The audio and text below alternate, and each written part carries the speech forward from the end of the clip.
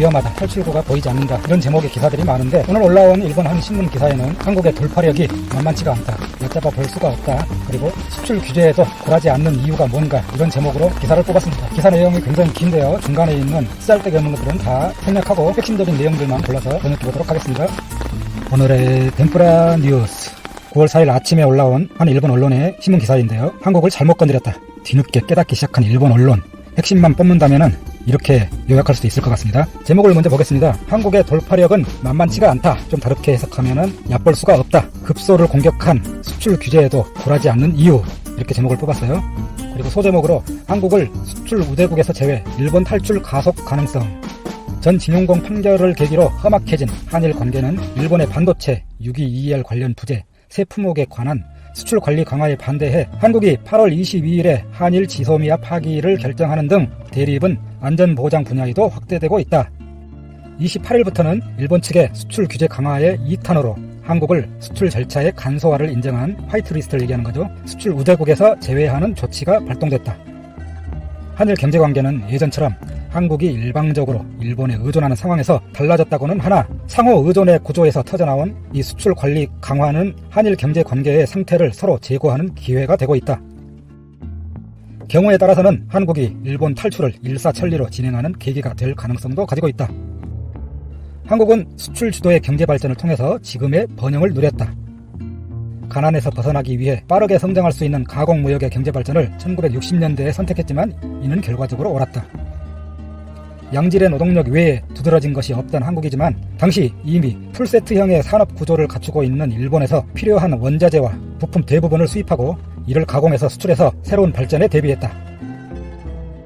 일본에서 수입하는 중간재는 한국 산업의 생산체제에 깊숙이 들어가 이후 한국의 고도 성장을 뒷받침했다. 한국이 만드는 제품은 점점 고도화되었는데 일본이 중간재 공급으로 그것을 바치는 구조는 지금도 이어지고 있다. 그 결과 한일 무역은 일본 측의 대폭적인 수출 초과가 되어 현재에 이르고 있다. 일본이 한국 쪽에 수출하는 양이 더 많다는 얘기죠. 다만 한국의 대일 의존은 시간이 지남에 따라 약해지고 있다. 중간재의 국산화가 서서히 진행되는 데 더해서 중국의 대두, 한일 양측이 생산 거점 해외 이전을 추진했다는 점, 더욱이 일본 경제의 침체에 따른 일본의 중간재 산업이 약체화한 것이 그 요인이다. 당초 일본은 한국에 대한 수출을 그다지 중요시하지 않았지만 국내 경제의 침체가 장기화하는 동안 그 무게감을 무시할 수 없게 되었다. 이렇게 해서 한일 경제관계는 한국의 일방적인 대일 의존에서 상호 의존으로 성격이 바뀌어왔다. 한일의 상호 의존 상황은 각각의 밸류체인, 가치사슬이라고 합니다. 밸류체인을 분석함으로써 그 실태가 더 선명하게 된다. 그래서 그 뒷부분은 상당 부분이 한일 무역의 어떤 통계라든가 수치를 비교, 또 경제에 대한 전문적인 내용 등이 약 2페이지가량 많이 나와 있는데 다 쓰잘데기 없는 내용이고, 마무리하는 부분을 보면은 그럼에도 불구하고 필자는 일말의 불안감을 안고 있다. 대한 수출 관리 강화는 한국인의 민족적인 자존심을 자극해서 주장과 다름을 넘어 단결하는 힘을 준 감이 있다. 만약 그렇다면 이성적인 설득은 이제 효과가 없고 일본의 추가 조치는 역효과가 될 가능성이 높다. 이번 한일 분쟁을 통해서 한국에서는 대일 의존에서 탈출이 민족적 구호가 된 가능성이 높다. 30년간 소거름처럼 진행되던 부품 소재의 국산화가 단번에 진전할지도 모른다. 불매운동과 일본 여행의 취소도 대일 의존도 탈피에 문맥에서 보면 탄력이 붙은 것인지도 모른다. 어쩌면 이번 한일 분쟁을 계기로 한국 경제의 방향성이 크게 변할지도 모른다. 와, 비가 겁나게 오네요. 빗소리 들리시죠? 덴푸라는 비를 엄청 좋아합니다. 빗소리 들으면서 번역 계속 들어보시기 바랍니다. 완전히 빗소리 ASMR이네. 필자가 이런 생각을 갖게 된 것은 하나는 1997년에서 98년 사이 아시아 외환 위기 이후, 그리고 2008년 리먼 브러더스 사태 이후 한국 경제의 경이적인 회복이다. 아시아 외환 위기 IMF 때는 금무기나 외화의 현금 회수, 절전 등에 많은 국민이 호응하고 기업도 수출에 힘썼다.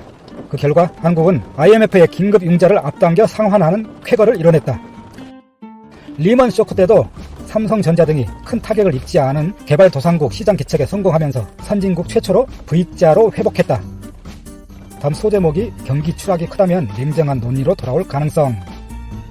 지금의 우리나라 반발이 우리나라 경제 추락을 크게 한다면은 다시 우리나라 사람들이 생각을 바꿔먹지 않을까 이렇게 생각한다는 그런 내용인 것 같습니다.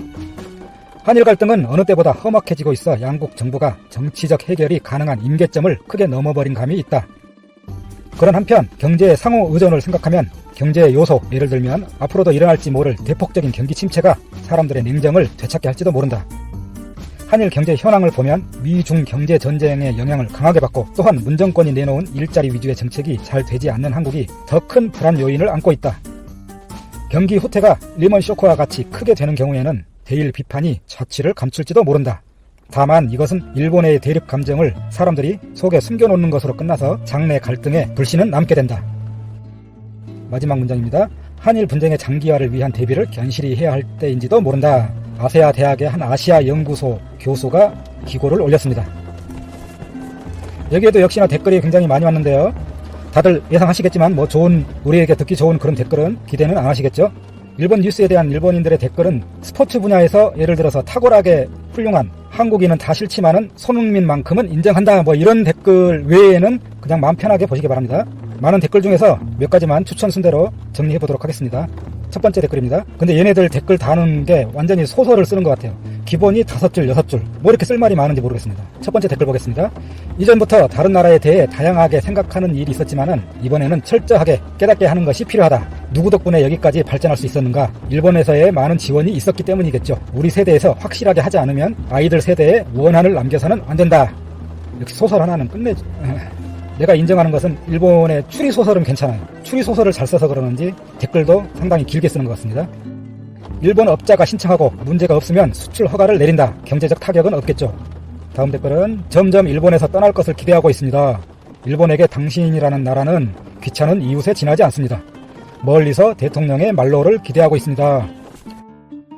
아직도 지금부터입니다 라고 말하는 이런 반일 파워로 실력 이상의 것을 발휘할지 모르니까 그것만큼은 방심할 수 없다. 불매운동을 얘기하는 것 같죠? 이번에는 조금 다른 의견을 내놨습니다. 삼성과 LG는 지난 10년의 대폭적인 흑자로 엄청난 재산을 가지고 있다. 이 자금을 일본의 대체에 쏟는 것으로 일본 의존도를 줄이는 것이 가능하다는 것이 사실이라고 생각한다. 옛날에는 혁신은 힘들었지만 네트워크가 발전한 지금은 연구 개발조차 돈을 내면 가능하다. 일본은 대단한 실수를 했을 가능성이 있다. 용기 있는 발언을 했네요. 마지막 댓글 보겠습니다. 확실히 한국은 단결력이 있고 외국에 로비 활동하는 능력도 좋다. 일본 정부, 외무성 등이 좀 더 외교를 잘하면 아무 문제 없지만은 일본은 외교를 못하니까 마음에 신경이 쓰인다. 이번에는 철저하게 한국을 때리지 않으면 안 된다. 이렇게 마무리했습니다. 댓글이 많이 있지만은 대부분 비슷한 논조이고요. 가끔 가다가 용기 있는 발언도 있긴 있습니다. 많지는 않아요. 자, 오늘 골라본 뉴스는 여기까지 마치겠습니다. 항상 관심 있는 일본 뉴스를 전해드리는 덴뿌라 뉴스 빗소리 들으면서 다음 시간에 뵙겠습니다.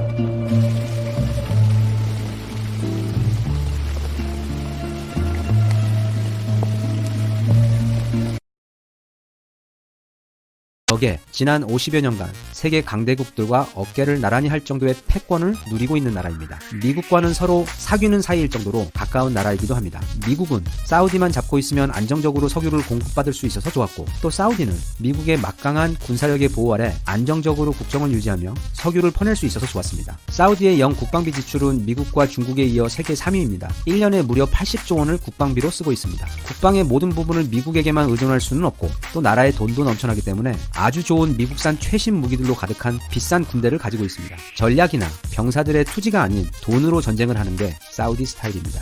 하지만 사우디의 실제 군사력은 형편없습니다. 작전도 짤 줄 모르고 무기도 잘 다루지 못합니다. 그래서 해외에서 종종 웃음거리가 되기도 합니다. 말하자면 억만장자 아빠를 둔 고등학생이 아빠 돈으로 차고에 페라리와 람보르기니 같은 슈퍼카를 수십 대 가지고 있는데 정작 운전 실력은 엉망이어서 매일 차만 박살내고 있는 상태랑 비슷합니다. 하지만 여기서 우리에게 중요한 건 이 고등학생의 형편없는 운전 실력이 아니라 그 억만장자 아빠가 자꾸 비싼 차를 사주고 있다는 점입니다. 그리고 앞으로도 더 많이 사줄 거라는 점입니다. 그 아빠가 얼마나 부자냐면, 참고로 작년에 트럼프가 사우디를 방문했을 때 사우디는 선물로 미국으로부터 무려 125조 원어치의 무기를 샀습니다. 아베가 트럼프한테 잘 보이려고 얼마 전 구입한 팝콘 구매 비용 8조 원은 사우디에 비하면 귀염둥이 수준입니다. 사우디는 스케일이 다릅니다. 세계 무기 시장에서 사우디는 VVVIP입니다. 한편 대한민국은 세계 무기 시장에 있어서 탑셀러 중 하나입니다. 우리나라 무기들, 특히 탱크나 자주포 같은 육군 무기들은 미국과 탑을 견줄 정도로 세계 초탑급입니다. 그렇게 대단한 사우디가 한국 무기에 관심을 가지기 시작했습니다.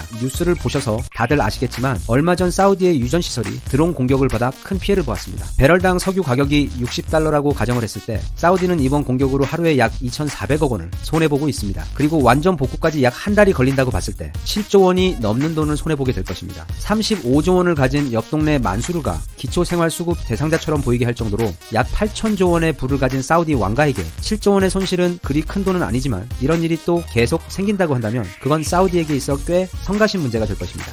네, 당연히 사우디에도 하늘을 통해 날아오는 적 비행기를 잡아내는 좋은 미국 무기들이 많습니다. 하지만 드론은 채 3m도 되지 않을 정도로 그 크기가 작고 또 낮게 날아서 그 비싼 장비들이 잡아내질 못했던 것입니다. 다시 말하면 아주 크고 비싼 미국산 소잡는 칼로 파리를 잡으려고 했던 것인데 사실 지금 사우디에게는 파리채가 필요한 거죠. 그래서 사우디에 비상이 걸렸습니다. 그리고 우리나라에 도움을 요청했습니다. 그럼 우리나라에 뭐가 있길래 연락을 했냐 하면 바로 이게 있습니다. 비오 복합이라는 무기인데요. 탱크같이 생겼지만 가운데 길다란 포 대신 레이더와 양쪽에 달린 기관포로 하늘에 있는 적 비행기를 잡는 무기입니다. 비오에게는 재미있는 사연이 있습니다. 이게 개발되기 시작한 건 1983년도입니다. 연구만 6년 동안 했고 드디어 1996년부터 생산이 시작되어 원래는 2002년도부터 실전에 배치될 예정이었는데요. 요즘 스마트폰이 그렇듯 세계 국방 기술의 발전 속도가 너무도 빨라 이게 더 이상 북한의 구식 전투기들처럼 낮고 천천히 날아다니는 전투기들이 별로 없는 겁니다. 그래서 이 비오는 간신히 개발을 마치고 본격적으로 생산하여 배치를 하려고 했는데 사실 쓸모가 없어진 거죠. 성능은 우리나라의 K2 소총이나 K2 탱크 등 우리나라의 다른 무기들이 그렇듯 한마디로 끝내주는 것으로 알려져 있습니다. 아무튼 이런 슬픈 사연으로 비오는 지난 근 20여 년간 개발만 해놓고 찬밥 신세로 지냈습니다. 그런데 최근 비오가 갑자기 떡상하게 된 거죠. 바로 드론 때문입니다. 드론은 전투기에 비해 낮고 느리게 날기 때문에 적의 레이더에 걸리지 않고 침투하기에 안성맞춤이어서 그 활용도가 부쩍 높아지고 있었습니다. 그러다가 이번 사우디 유전 폭격 사건 때문에 실전 공격에서의 그 실용성이 입증이 되어버린 것이죠. 드론의 공격 실용성은 입증이 되었지만 세계 무기 시장에서 그걸 효과적으로 막을 방어 무기는 딱히 없었던 상황이었습니다. 우리 비오 빼놓고는 말이죠. 비오는 마치 드론 공격을 방어하기 위해 20년 전에 미리 태어난 것처럼 그것에 최적화되어 있던 무기였던 것입니다.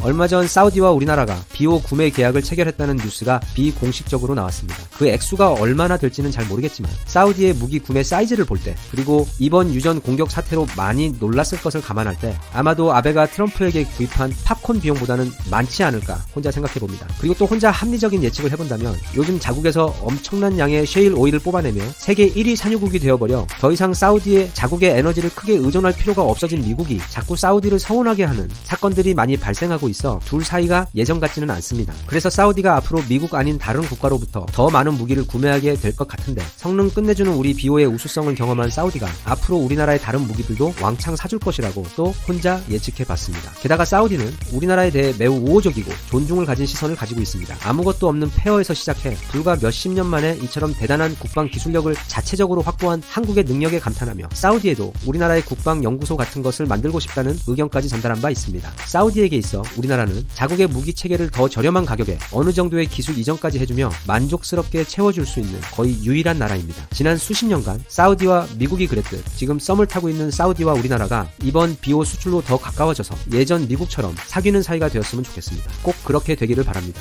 요즘